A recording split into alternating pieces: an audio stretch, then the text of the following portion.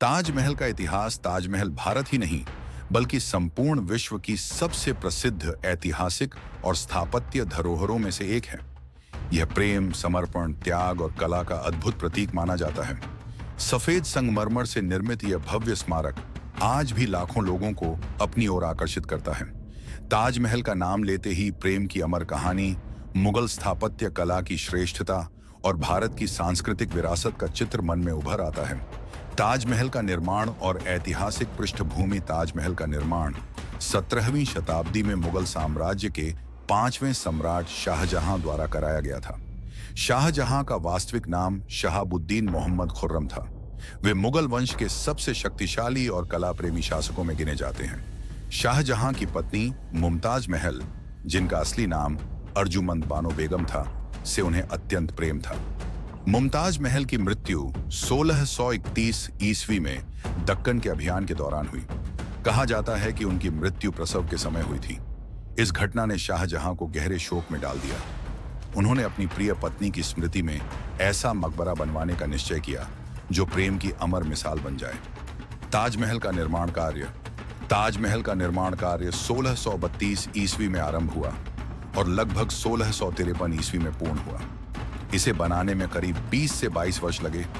इस भव्य स्मारक के निर्माण में लगभग 20,000 कारीगरों, शिल्पकारों, वास्तुकारों और मजदूरों ने कार्य किया। निर्माण कार्य का नेतृत्व उस्ताद अहमद लाहौरी नामक प्रसिद्ध वास्तुकार ने किया, जिन्हें ताजमहल का मुख्य शिल्पी माना जाता है। ताजमहल के निर्माण में भारत ही नहीं बल्कि फारस, तुर्की, समरकंद और अरब देशों के कलाकारों ने भी योगदान दिया।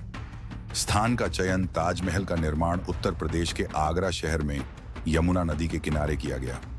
यमुना नदी के किनारे स्थित यह स्थान न केवल प्राकृतिक दृष्टि से सुंदर था बल्कि धार्मिक और सांस्कृतिक दृष्टि से भी महत्वपूर्ण माना जाता था।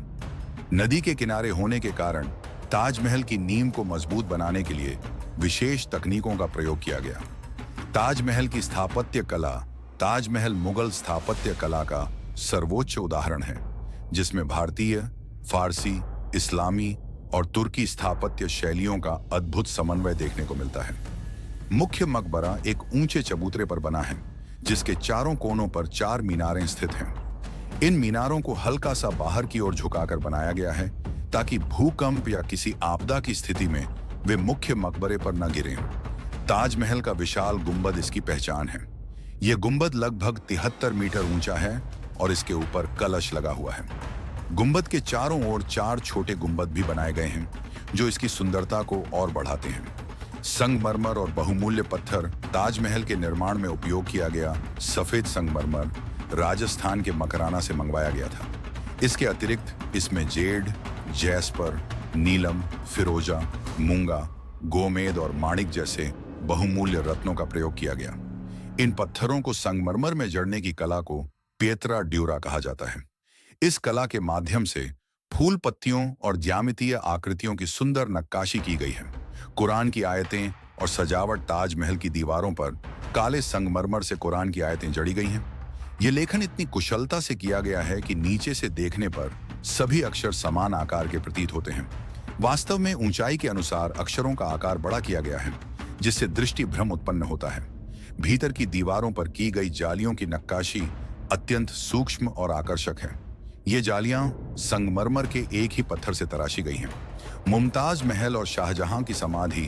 ताजमहल के मुख्य कक्ष में मुमताज महल की प्रतीकात्मक समाधि स्थित है।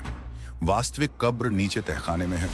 बाद में शाहजहां की मृत्यु के पश्चात उनकी समाधि भी मुमताज महल के पास बनाई गई। शाहजहां की समाधि मुमताज महल की समाधि के ठीक बगल में है, जिससे ताजमहल की पूर्ण सम्मिति थोड़ी भंग होती है। यही एकमात्र असम्मित तत्व है जो इस भवन में देखा जा सकता है। ताजमहल और प्रेम का प्रतीक। ताजमहल को प्रेम का प्रतीक इसलिए कहा जाता है क्योंकि यह एक पति द्वारा अपनी पत्नी के प्रति असीम प्रेम और सम्मान का प्रतीक है।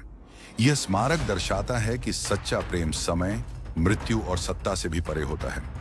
कई कवियों और लेखकों ने ताजमहल की प्रशंसा में कविताएं और रचनाएं लिखी हैं। रविंद्रनाथ ठाकुर ने इसे समय के गाल पर प्रेम का आंसू कहा था।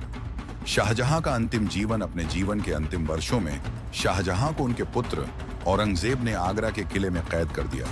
कहा जाता है कि शाहजहां अपनी कैद के दौरान किले की खिड़की से ताजमहल को निहारा करते थे। 1666 ईस्वी में उनकी मृत्यु हुई और उन्हें ताजमहल में मुमताज महल के पास दफनाया गया। ताजमहल के बारे में प्रचलित कथाएं। ताजमहल को लेकर कई लोक कथाएं प्रचलित हैं, जिनमें काला ताजमहल की कथा सबसे प्रसिद्ध है। कहा जाता है कि शाहजहां यमुना नदी के दूसरी ओर काले संगमरमर से एक और ताजमहल बनवाना चाहते थे, लेकिन इसके ऐतिहासिक प्रमाण नहीं मिलते। एक अन्य कथा यह भी है कि निर्माण के बाद कारीगरों के हाथ कटवा दिए गए थे ताकि वे ऐसा स्मारक दोबारा न बना सकें। इतिहासकार इस कथा को भी मिथक मानते हैं। ताजमहल और ब्रिटिश काल। ब्रिटिश शासन के दौरान ताजमहल की स्थिति कुछ समय के लिए उपेक्षित रही। इसके बागों को अंग्रेजों ने अपने तरीके से बदल दिया। बाद में लॉर्ड कर्जन ने ताजमहल के संरक्षण के लिए महत्वपूर्ण कार्य करवाए। यूनेस्को विश्व धरोहर 1983 में ताजमहल को यूनेस्को द्वारा विश्व धरोहर स्थल घोषित किया गया। यह स्मारक आज भारत की पहचान और गौरव का प्रतीक है। आधुनिक काल में आज ताजमहल भारत के सबसे अधिक देखे जाने वाले पर्यटन स्थलों में से एक है। प्रदूषण और पर्यावरणीय प्रभावों से इसकी रक्षा के लिए ताज ट्रेपेजियम जोन बनाया गया है।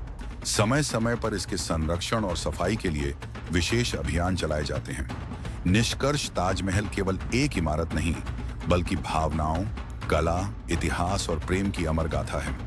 यह हमें बताता है कि मनुष्य अपनी भावनाओं को किस प्रकार पत्थरों में ढाल सकता है। सदियों बाद भी ताजमहल उसी गरिमा, सुंदरता और भावनात्मक गहराई के साथ खड़ा है। ताजमहल भारत की आत्मा, उसकी संस्कृति और उसके इतिहास का जीवंत प्रमाण है। जब तक प्रेम, सौंदर्य और कला का सम्मान किया जाएगा, तब तक ताजमहल मानव सभ्यता को प्रेरित करता रहेगा।